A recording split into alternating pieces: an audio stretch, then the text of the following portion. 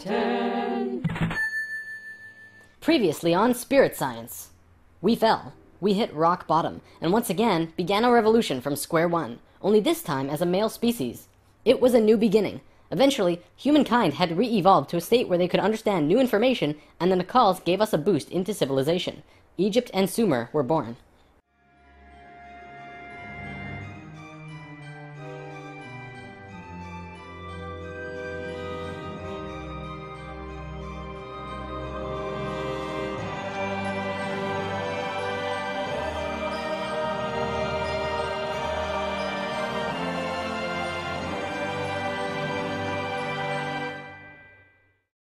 Everything in ancient Egypt was synthetic. They had this entire civilization based around achieving heightened states of consciousness, but they had to do it through tools. Now, we're not going to look at each of these tools individually, but let me give you a brief overview here.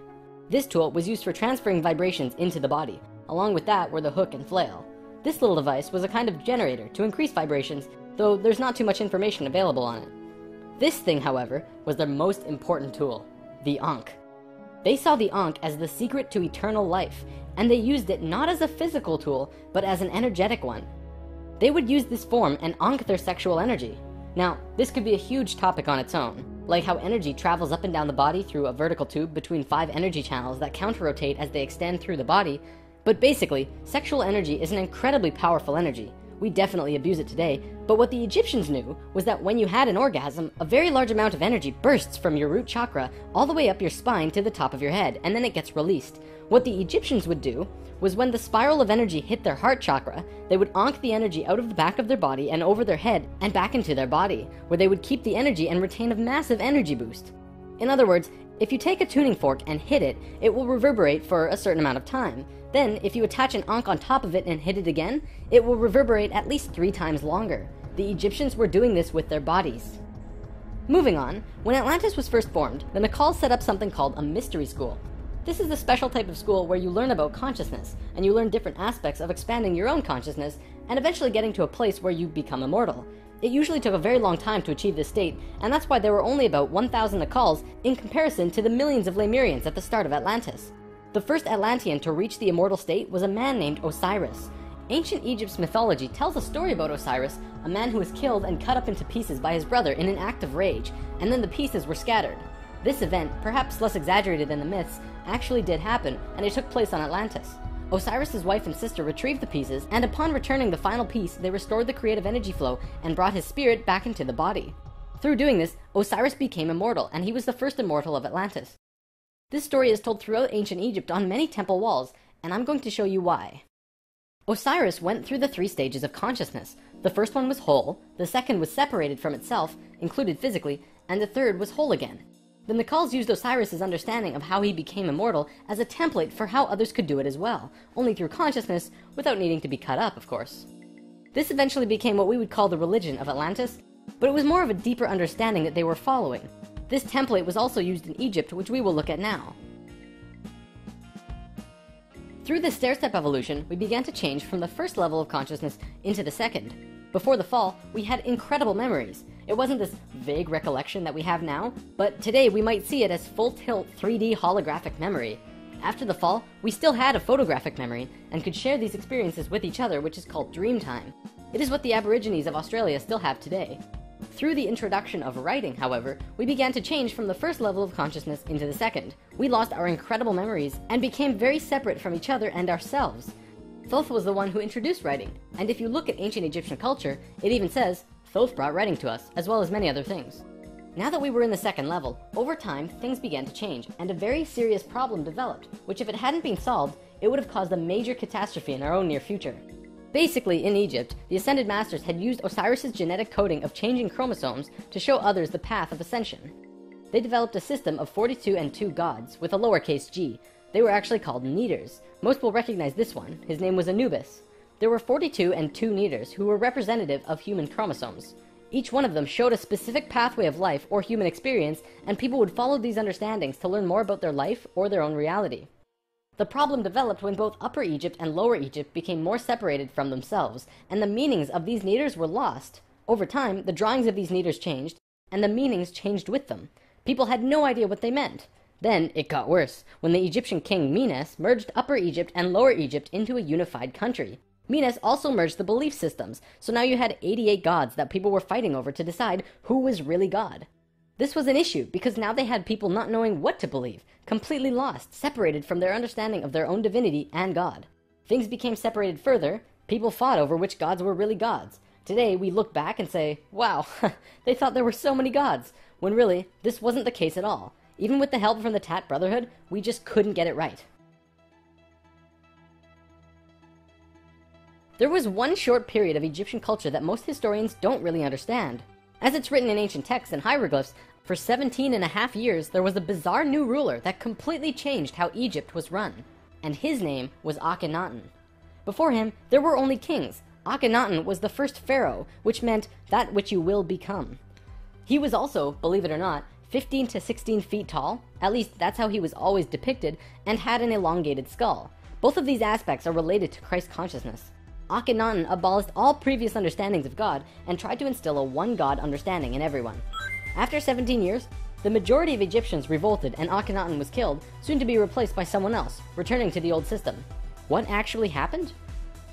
To correct the problem, Thoth got the help from Ai and Tia, who were the first immortals from Lemuria, and got them to mate interdimensionally to conceive a Christ consciousness being.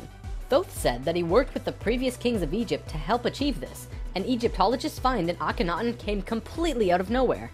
It took some time, and there was a transitional period involving Amenhotep III, but soon Akhenaten was on the throne.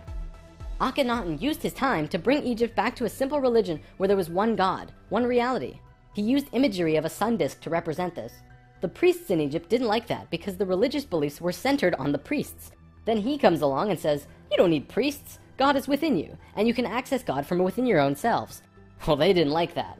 He also pulled the military back and said, don't attack unless someone else attacks first. The military didn't like him either. Plus, the people generally didn't like him because they enjoyed worshipping their many gods. Eventually, they disposed of him. After all that, what did Akhenaten do that evidently saved humankind? Well, he developed a mystery school, with the intention of showing a small group of humans a way to ascend into the immortal state. Usually, it took hundreds of years to reach the level of immortality, and Akhenaten had 17 years to produce results. This was a very close call, but he did it. He actually showed 300 individuals the path to immortality in this short time. So after the general population disposed of Akhenaten, these 300 immortals would go beyond Egypt. Thoth wrote in the Emerald Tablets that after ancient Egypt ended, he brought a man named Pythagoras into the Great Pyramid and taught him the geometry of the universe. That man then went on to found Greece, which was originally built upon schools for teaching geometry and the Platonic solids and all of that stuff. Thoth lived a lifetime here as well, where he was known as Hermes Trismegistus. Akhenaten's immortals became a group called the Essene Brotherhood. They first migrated to a place called Masada in Israel. Even today, Masada is known as the capital of the Essene Brotherhood. Now get this.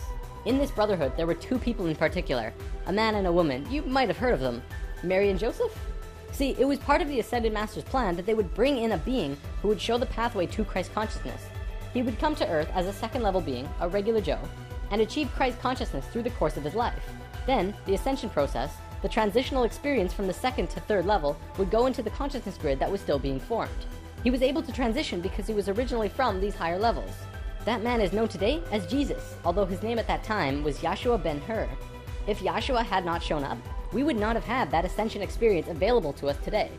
None of us would be aware that these higher levels of understanding even existed, and we would destroy ourselves. According to what Thoth said, Mary and Joseph mated interdimensionally. Mary could have been a virgin, physically, but she mated with Joseph in a way that would allow a soul from a higher reality to come down to Earth and have a human experience. Usually, this is impossible to do otherwise. Through Yahshua's work, he came here just like us, a total human being, but he went through these three important stages: final death, resurrection, and ascension, and gave us these experiences so that we could access them down the road. Now, as we all know, the story of Jesus has a missing piece. He was a child, disappeared for some time, and then showed up again when he was 30. In a book called The 18 Absent Years of Jesus Christ, the leading theories about where he went was actually out east to either the Himalayan or Tibetan mountains, where he became an enlightened guru. He brought his teachings back to the world after that. If you remember from part 1, the Kundalini of the planet was residing in Tibet at that time. They were very spiritually adept people living there, and remain so today. Now, on the topic of Christ, there's something else I'd like to bring up: the Lord's Prayer. Today, we know this as the only prayer that Jesus taught, but did you know it's actually a geometric prayer meditation? A man named Bodhi McCoy spent over 20 years working with this prayer and analyzing it with sacred geometry, and has discovered some incredible synchronicities.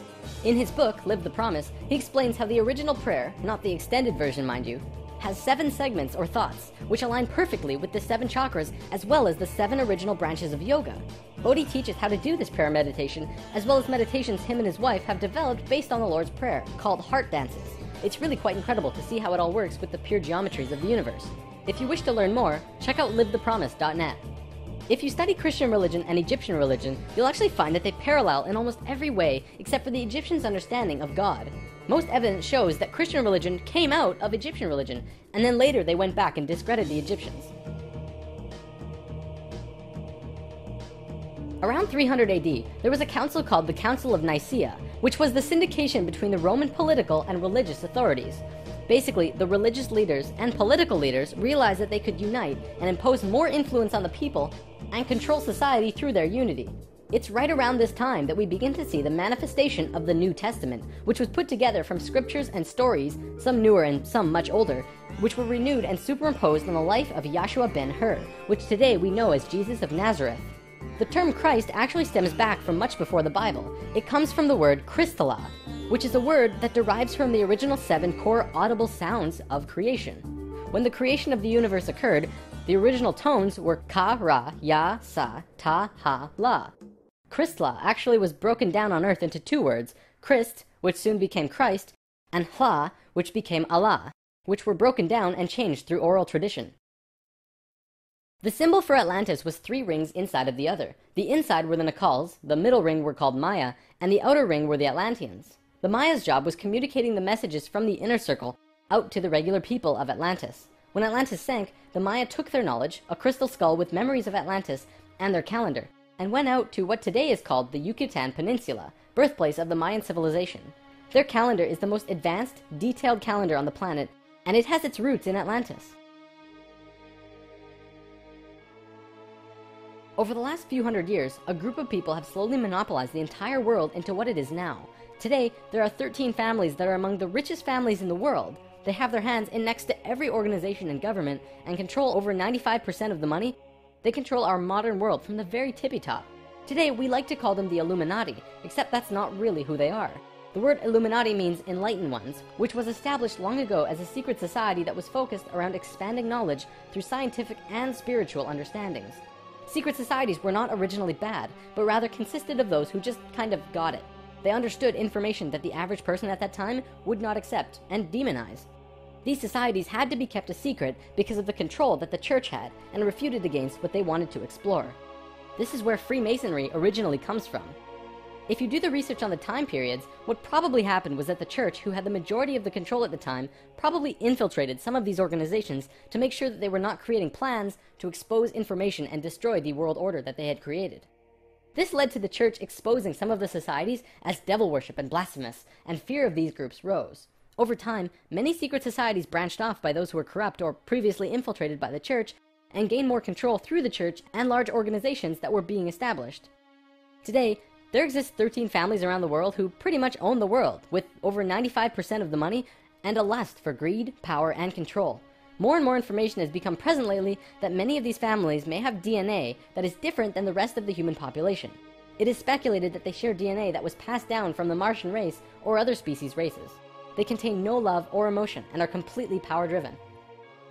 This brings us to the end of the human history story for spirit science, but of course, it's not really the end. For one, we've only really scratched the surface of discussing many of these topics. Secret societies, for example, would take another 2 or 3 lessons to really get into. Plus, the human history story won't end because we're still living it, and what happens next is ultimately up to you. This story, while seemingly unbelievable and at times outrageous, does explain a lot.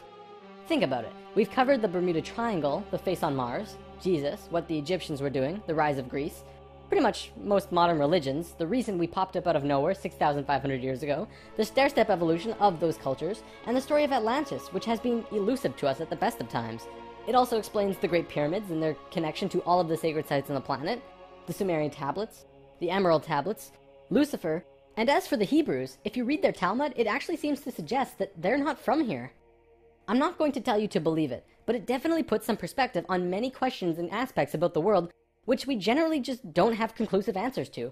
Take it with a grain of salt, though. After all, it is just a theory.